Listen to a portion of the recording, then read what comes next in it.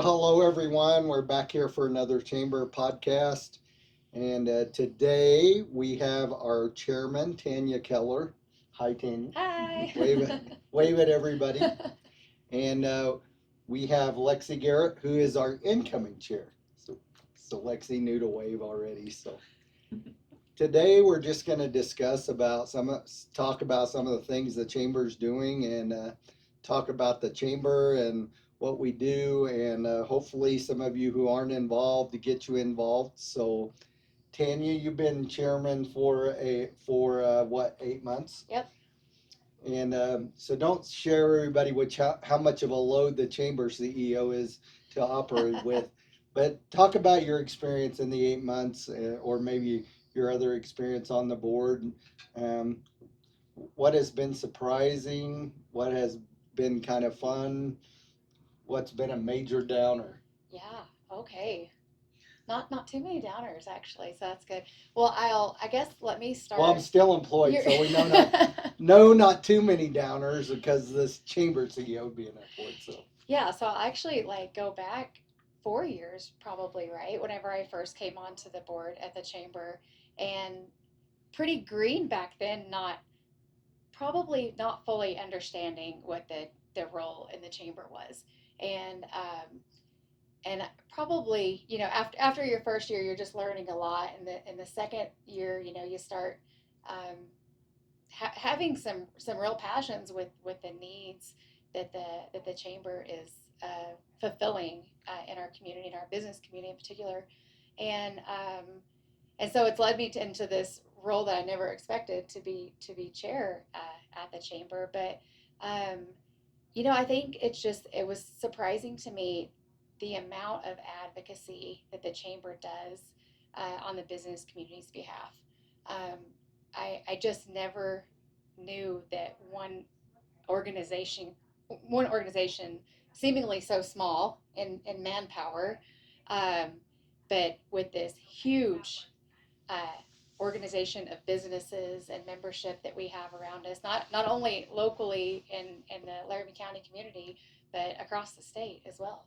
So that's probably been my biggest take on being a part of the chamber, and truly passionate about it, because in my business, if we do not have a successful business community, um, I am not going to have a thriving business in real estate. And so to really rally behind our businesses has been great for me.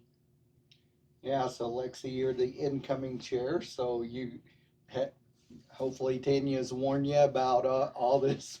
No, I haven't All this, told her. haven't told her. That's the secret. If how you get the next group to come along is you just don't tell them. So you've been on the board a number of years now. So what what have you found to be unique or unusual about your board experience that you didn't expect?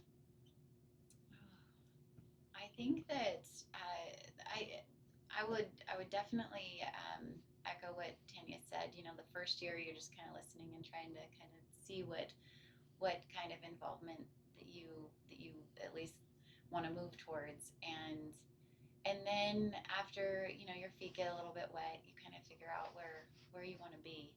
Um, I I'm loving knowing so much more about our business community and learning how things work. I'm learning how the legislature has a huge part of things, and just how important it is for us to know what these local topics, how we can be more involved in them, or how we can help push certain things through, and just being, like you said, like an advocate for business, but in our own in our own sphere, I guess. Um, and I love the community of the chamber. I'm loving every part of those, that networking capability, and just knowing that our business community truly does know that if they're successful, everybody else is successful. Yeah. I think one of the things for me that's interesting is I've been a chamber director for 24 years. Actually, September 11th, I will be a chamber director for 24 years. But what do you think the number one thing people wanted out of the chamber 24 years ago? I don't know. number one call we got at the Chamber of Commerce was for a telephone book. Really? Could you find a telephone Yeah. book if you had to now? I could not at my Yeah. house. I do not right. I think our kids wouldn't know what that is. I know, right? Right. So there have been major changes for business over the years, right? What their needs are. You know, they call us, can you look up a number? I'm from, I'm from out of town. I need a number for a local contractor, or they need a real estate person, Yeah. or right. Probably not many people are looking your number up in a phone book anymore to do that. Right. Although we do get some letters from um, people that are incarcerated in this great nation, all chambers do, seeking a phone book, right? They want to move to your Wow. community. Yes. So that's pretty interesting, but a lot of changes. So you guys both business people in Cheyenne and have dealt with it. We've dealt with some good financial times, dealt with COVID, right? We're rolling out of COVID. What do you think our biggest challenge is as we move forward as a business community or even as a community in Cheyenne? And then we can perhaps talk about the chamber's role in that. But when you think about things, what are you worried about when you wake up as far as your business is concerned? Gosh, right now I think one of the biggest things that I worry more about than I ever have, because I've never been a political person, but politics. Mm-hmm. And the polarization, right, on both sides of the aisle, not only like from America's standpoint, but locally, we have even polarization within our own within a single party, right, in Wyoming, and it's real concerning how people aren't so much making decisions on like what the best route is for our state, but maybe what that party says is the best decision. And I hate to see that, because not a lot gets done whenever you're just fighting for one side. Um, and like you always say, Dale, democracy is in the middle, right? Yeah. Yeah. So that I think that's my biggest concern right now for the business And community. some big changes in Wyoming, Yeah. right? About how we've approached elections, who lives here to vote for elections, right? So how about you, Lexie?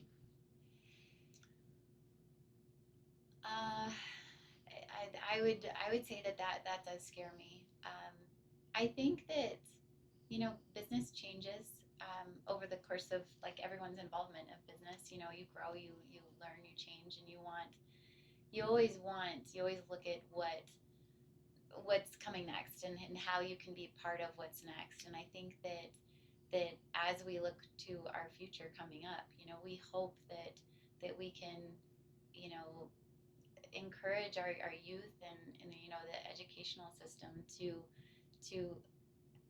I guess get kids exposure to business and to our communities. And I know we talk a lot about that with our youth, but just having that connection to those. I mean, I guess I'm fortunate because my kids, they both see that we work, or that we are self-employed, and they see that. But I just hope that we continue to allow kids to experience different types of industry and different types of business, and to just get their feet wet just for a little bit. It might not be what they end up doing, but just allow that experience, and then to create those relationships. I think that those are really important.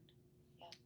So one of the things we do as chambers is we watch the statistics of a community, of a state, nationally. We watch them to try to think about what impact this will have on business. And so I heard a lady speak this summer. She's an economist and a futurist, and she worked with chambers across the country about a decade ago doing on something called the Horizon Initiatives. And so the Horizon Initiatives, we've had you can find it on our website, but the Horizon Initiatives were about impacts to business over the next 10 years, right? Through 2025. And so think about in the last decade, everything that's happened, right? So we're revisiting those and looking at them again. And one of the things she really talks about is that, so when you think about a young person who grew up here and grew up in the culture and values um, of, and I can't remember the word she uses for it, I think surge, just the movement of people, right? And so a young person leaves the community and a new person comes into the community, maybe a political refugee from California that's retirement age, which we've had a lot of those kind of folks move. You actually change the community threefold because you had a person leave, right, which made an impact. And then you have this void where you lost a person and then you replaced it with a person. So she sees that as a threefold change in culture, right? And so Wyoming's probably had a pretty stable culture over the years. And so part of our advocacy efforts is thinking about how this surge and this change in makeup is going to impact us and how that impacts business, right? The guy who owns the last phone book, right, is what we're talking about. Where if you take a young person, um, we have a couple of them sitting here watching this today, right? They're tech savvy. They've always had a computer in their hand, and maybe tech savvy, but they certainly have always had a computer in their hand. And replace that with a retired person. That what does that mean to us long term, right? Probably, if you're a business person, your thing you're going to sell them, whether it be in Tanya's case a house or in your case a leather good, a purse, right, is going to be they're not owning the same thing. Nobody wants to own the purse that grandma has, right? Maybe you do. It's We got some it's stylish grandmas. it's retro at this point, right? So a big concern. So how do you think we move forward as a chamber to handle this cultural change that we know that we have that has already started impacting us? Whereas it comes, how do we become an integrated state or an integrated culture as we move forward, looking out for the business community, you think? I like that question. I think that what I'd love to see is to see like maybe even some like polling from some of like our new businesses and find out what they need. I mean, and finding out what what's going to give them the best bang for their buck. Because obviously, time is a commodity in any small business, medium sized, large businesses world. What does that look like for them? What do they need? Yeah. How can we help support them? I mean, and even you guys talk about like I know one of your big initiatives this year has been communication as far as newsletters and stuff. Like, what does that need to look like? I know that marketing always evolves. Like, what does that look like? I mean, it looks different for all of us. I mean, I'm on Instagram, but like my mom's on Facebook, my kid's on Snapchat. Yes, right. What's the other one that I can't remember that I don't Yeah. use? But I mean, like, it's all different and it's all means of communication. And I feel like we're all getting the same information. It's just all delivered a little bit different ways. Yeah. And received differently too, right? How you receive it. I think the basic DNA of the chamber too is constantly keeping us apprised to that, because our conversations that we'll have in exec meeting or a chamber meeting, businesses coming together, the networking of businesses, we're all talking about these things and learning things about other people's business every day that we didn't have a clue that was impacting that business in that way, and discussing the role of the chamber and what do we need to do? Do we need talent development? Yes, let's go into the schools. Let's get the schools and come in here. What degrees are we missing right now to get our young people more involved? And so I think it's really been good to see the chamber try to pivot accordingly to the needs of the business community. I mean, you get calls all day long, and and when you start getting the same call over and over from different people, you respond really well to that. You come to the board and say, hey, this is happening. What are we going to do about this? I think it's one of the changes, and another one of the chambers that, or changes that chambers have had to respond to. And and maybe it's always been the case, but I feel it more now than perhaps we did as organizations in the past. Certainly chambers are community cheerleaders, right? We put a lot of stuff out about um, what is good in the community, but we also live in a time when problems do pop up, and we don't necessarily have a political environment that lends itself to those politicians latching onto those problems and dealing with them, right? Something like retail crime we've been talking about this year. Anytime Amber just got back from the retail association meetings. Almost the whole meeting was talking about retail crime, from places of Walmart down to little Main Street stores. And I think the realization is that this was kind of, these problems were kind of problems that were out there somewhere. They happened in, you know, maybe Dallas or Atlanta or New York, but they're coming to the homeland, right? As times have really changed. So we've kind of talked about kind of that overriding advocacy in our work there and need to do that. And certainly this chamber has a lot of awesome volunteers that work on the military, that work on the state legislature. We're going to DC this month, and we're working in congressional drives. Just on a practical level, on local level, what do you see with, as you talk to other business people and some of their worries or concerns or things that they are interested in as we move forward as a community? I think the economy right now is a real big concern for a lot of people. Presidential election year, but times have been tough for our families and so then that's a direct reflection into business, because if you can't buy as much from said business, and then we have this lack of workforce, which is causing people to not perform services, and then they increase the price of their services, and then you definitely can't afford to buy that service.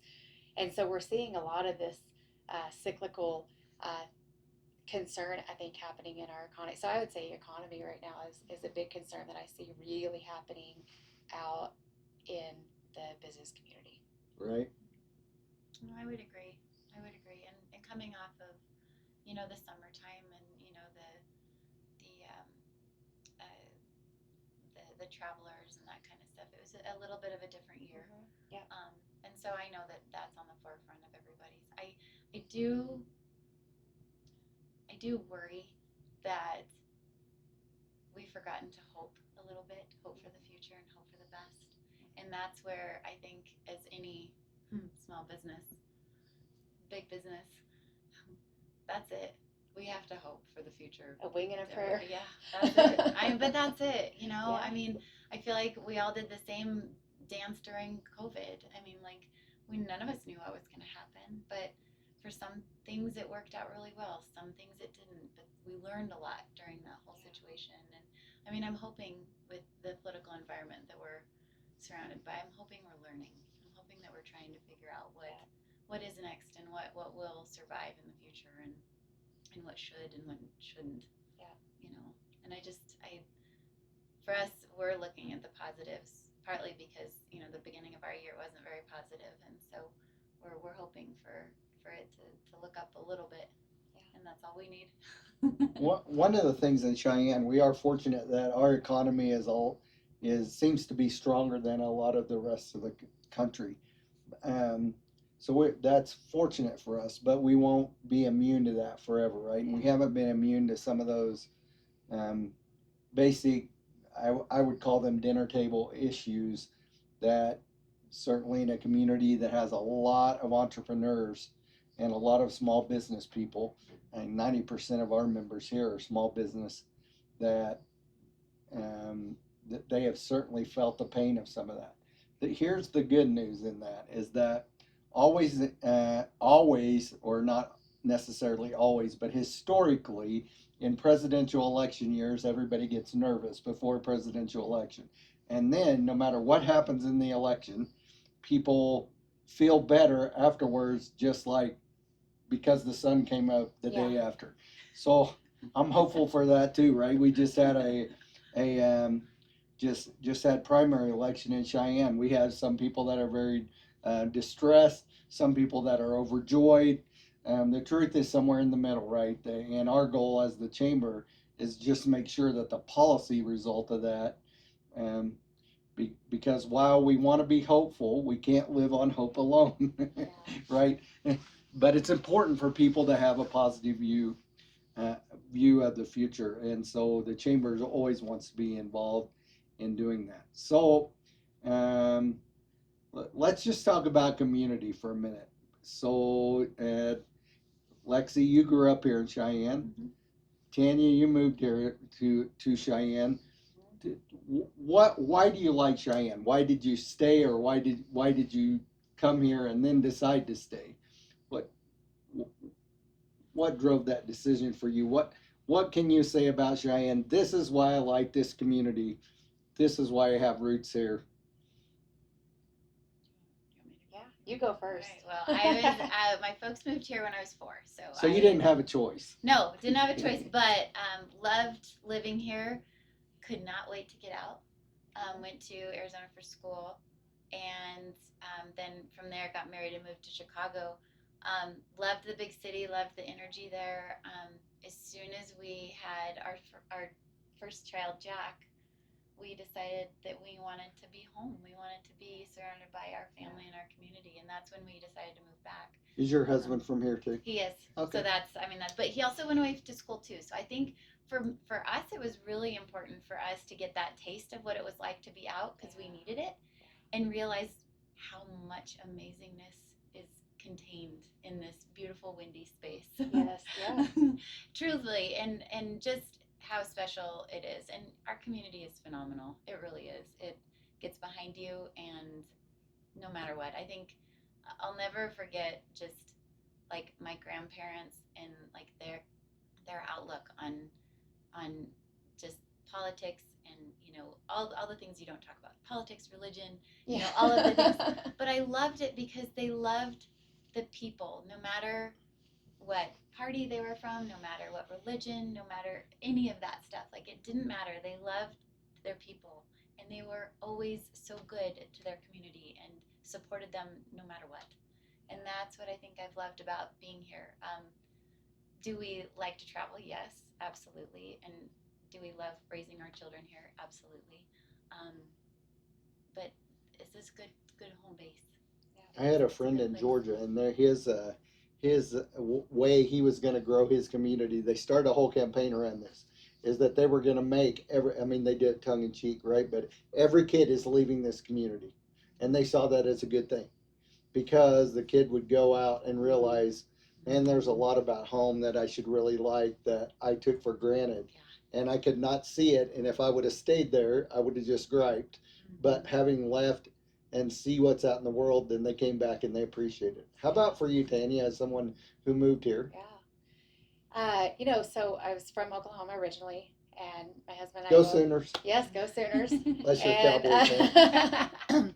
and my husband and I both got our degrees in Oklahoma, bought our first home in Oklahoma, and then he had got transferred, with the corporation, moved Mississippi to Denver, then overseas, and then we ended up landing in Cheyenne, Wyoming 13 years ago. And with all of our moving and relocating, I don't think we ever thought we would settle necessarily. It wasn't, it didn't seem possible, honestly, because we had moved so much. And we got here, and, essentially our kids did all the way through school here.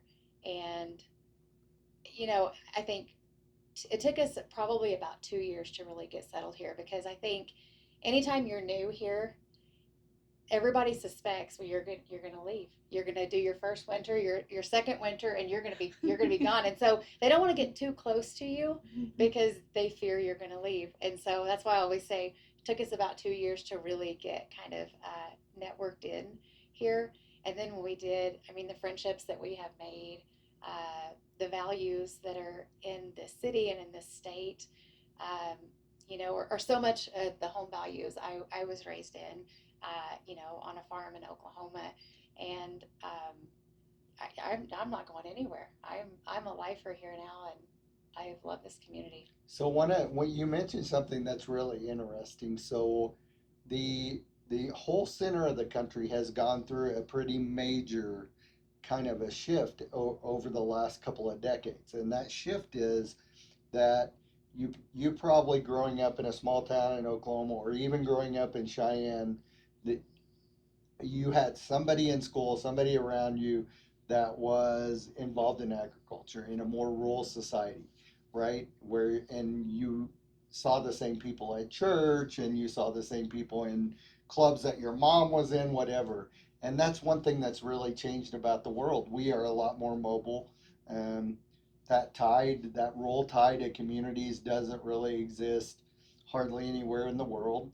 And that's not necessarily a bad thing, but it can be a bad thing if we don't embrace it right. So we're having to learn in the center of the country, like the coast did not have to do or hadn't done for 100 years, kind of this change in our fabric, and that's kind of an interesting thing as we look. I'll tell you a funny story about Cheyenne. When I first moved here, there was a guy who used to do a lot with our military affairs, who was a rancher north of town, and so I come here to Cheyenne. He looked at me and said, "You'll never make it through the first winter." Um, he didn't know that I grew up in the panhandle of Oklahoma, where the wind blows every minute Equally of as hard. every day, constantly. Dodge City, Kansas, I think, is the highest MSA for wind speed. I walk into a MAC meeting about midway through winter, and I have a little light coat on, and he looks at me and he says, "I owe you an apology."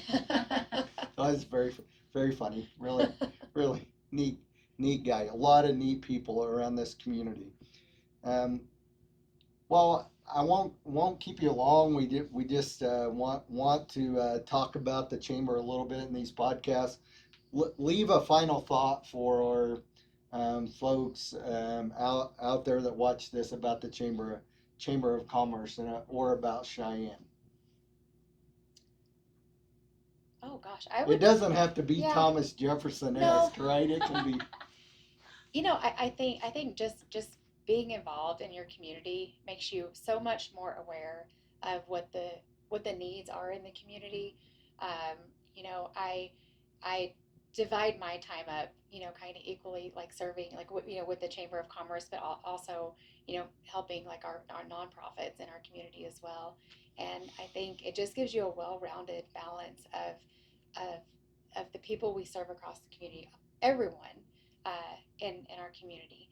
And so I don't know. I guess that would be my advice: is like be involved, uh, because without the involvement, you're not going to understand the true temperature in your community, um, and you're never going to love it as much unless you're involved and you're serving in your community. Gotta think about You some- can't say ditto. That sounds great. I would agree with you there. I think that I think we always struggle for like what our purpose is. I'm going to go deep here for a second. But what is our purpose? My purpose right now is to like make and sell handbags, right? Or my purpose is to be on the board for chamber.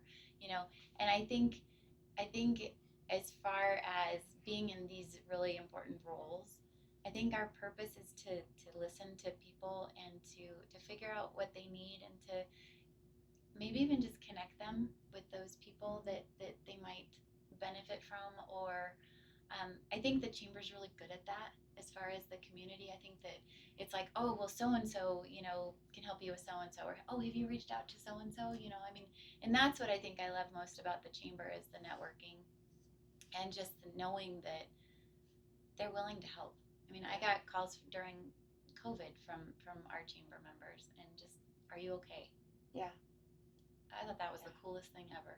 And so I think that, but I also think that's a tribute to our amazing community. And I would agree with you there, is I think that every member of our community does see things in a bigger picture, and understands how important our Cheyenne community is, but our Wyoming community that we all stand for each other. Yep. And that's how it should be. So that's why we love this place, right? Why Wyoming? I had my first year as a chamber director, I had the privilege to meet a gentleman named Jack Wiesenberg. Jack had been a chamber director for 50 years.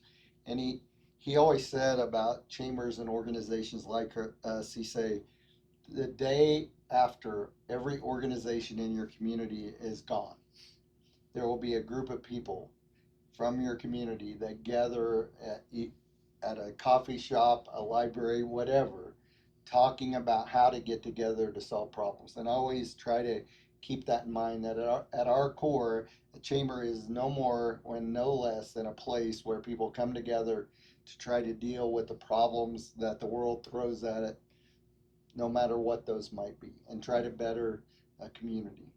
Thank you everyone for watching today. Um, we are proud of our goal here to make Cheyenne a better place to live, work, and do business. And we're grateful for volunteers like Tanya and Lexie that volunteer their time and make sure we are able to do that in the future. Everybody have a good day and a good week, and we'll see you next week.